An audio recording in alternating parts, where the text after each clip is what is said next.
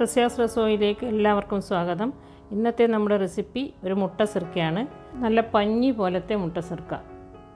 നല്ല സോഫ്റ്റായിട്ട് കഴിക്കാൻ നല്ല ടേസ്റ്റാണ്.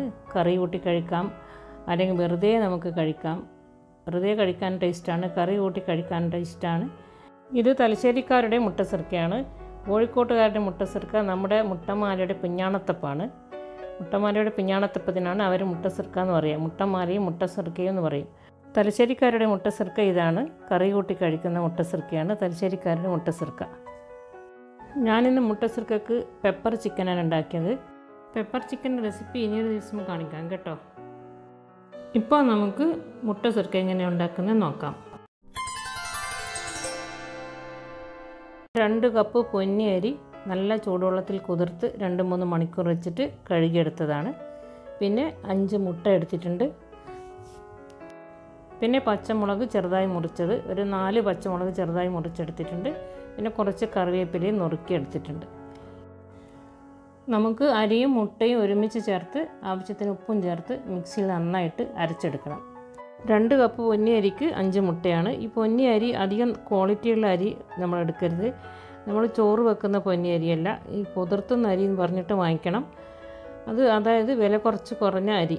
പൊന്നിയരി 2-3 തരത്തിലുണ്ട്, വില കൂടിയതും വില കുറഞ്ഞതും. ക്വാളിറ്റി കൂടിയതും ക്വാളിറ്റി കുറഞ്ഞതുണ്ട്. നമുക്ക് ക്വാളിറ്റി കുറഞ്ഞ അരിയാണ് വേണ്ടത്. ഇത് കട്ടിയായിട്ട് അരച്ചെടുക്കണം. വെള്ളം ആവശ്യത്തിന് കുറേശ്ശെ ചേർത്തിട്ട് വേണം നമുക്കിത് അരച്ചെടുക്കാൻ. ഇത് ഒരുമിച്ച് മുഴുവൻ അരച്ചെടുക്കാൻ പറ്റില്ല, നമുക്ക് 2 പ്രാവശ്യമായിട്ട് അരച്ചെടുക്കണം. പുഴുങ്ങലരി ആയതുകൊണ്ട് അരക്കുമ്പോൾ കട്ടി കൂടി വരും. പകുതി അരി ഞാൻ ചേർത്തിട്ടുണ്ട്. അതിൽ കുറച്ച് ഒരു 1/2 കപ്പ് വെള്ളവും ചേർത്തിട്ട് നമുക്ക് മിക്സിയിലൊന്ന് നന്നായിട്ട് അരച്ചെടുക്കാം.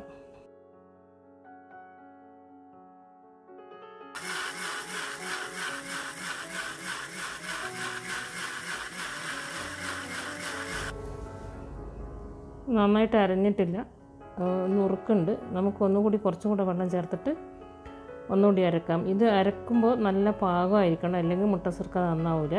അപ്പോൾ നമ്മളിത് അരക്കുന്ന കാര്യം നന്നായിട്ട് ശ്രദ്ധിച്ചിട്ട് അരച്ചെടുക്കണം. കുറച്ചുകൂടെ വെള്ളം ചേർത്തിട്ട് നമുക്ക് ഒന്നുകൂടി അരക്കാം.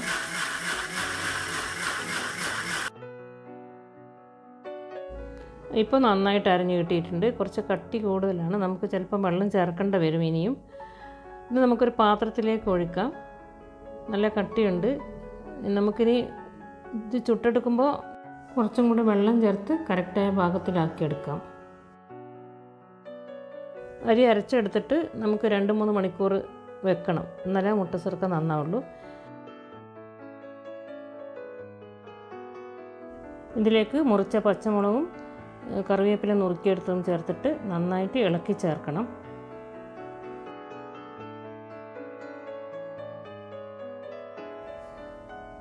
കട്ടി കുറച്ച് കൂടുതലാണ്. നമുക്കിത് ചുട്ടെടുക്കുമ്പോൾ കുറേശ്ശെ വെള്ളം ചേർത്തിട്ട് നോക്കി ചുട്ടെടുക്കണം. ഇത് അരി ശരിക്കും നല്ല പാകമായിരിക്കണം. കട്ടി കൂടിപ്പോവാനും പാടില്ല, കുറഞ്ഞു പോകാനും പാടില്ല.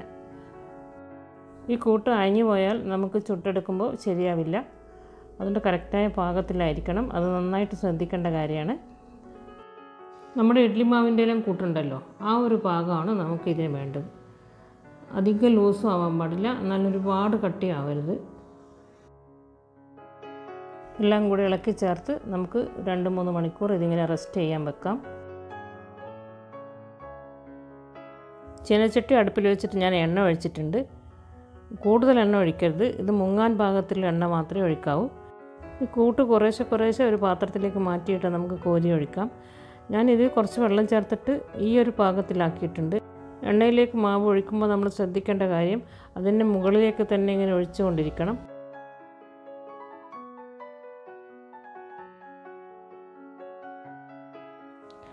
ഇതിങ്ങനെ മൊരിഞ്ഞ് വരുമ്പോൾ സ്പൂണ് കൊണ്ട് നമ്മളിങ്ങനെ എണ്ണ ഇതിൻ്റെ മുകളിലേക്ക് തട്ടിക്കൊടുത്തുകൊണ്ടേയിരിക്കുക.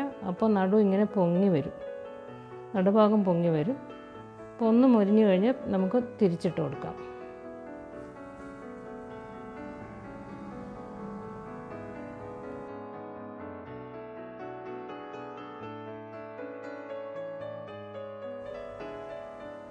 രണ്ട് ഭാഗവും തിരിച്ചും മറിച്ചുമിട്ട് നന്നായിട്ട് വേവിച്ചെടുക്കണം. വെന്ത് കിട്ടാൻ കുറച്ച് സമയമെടുക്കും. കുറച്ച് കട്ടിയുള്ള മാവാണല്ലോ, അതുകൊണ്ട് വെന്ത് കിട്ടാൻ കുറച്ച് സമയമെടുക്കും.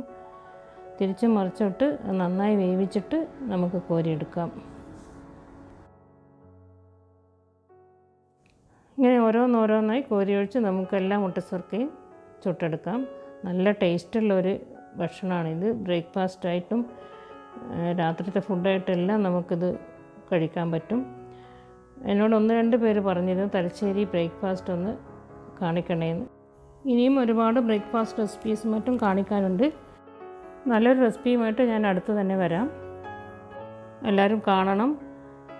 കമൻറ്റ് ബോക്സിൽ കമൻറ്റ്സ് ഇടണം. നിങ്ങളുടെ അഭിപ്രായം എല്ലാം അറിയിക്കണം. ഇത് സബ്സ്ക്രൈബ് ചെയ്യണം. സബ്സ്ക്രൈബ് ചെയ്യാത്തവരും ആദ്യമായിട്ട് കാണുന്നവരും സബ്സ്ക്രൈബ് ചെയ്യണം. ലൈക്ക് ചെയ്യണം, ഷെയർ ചെയ്യണം. അപ്പോൾ എല്ലാവർക്കും ഇത് മനസ്സിലായിട്ടുണ്ടാവുമെന്ന് വിചാരിക്കുന്നു. എല്ലാവരും ഇത് ഉണ്ടാക്കി നോക്കണം. നല്ല ടേസ്റ്റാണ്.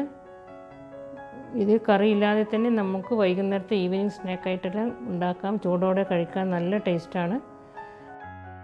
അടുത്ത് തന്നെ നല്ലൊരു റെസിപ്പിയുമായിട്ട് വരാം. അതുവരേക്കും എല്ലാവർക്കും എൻ്റെ താങ്ക്സ്.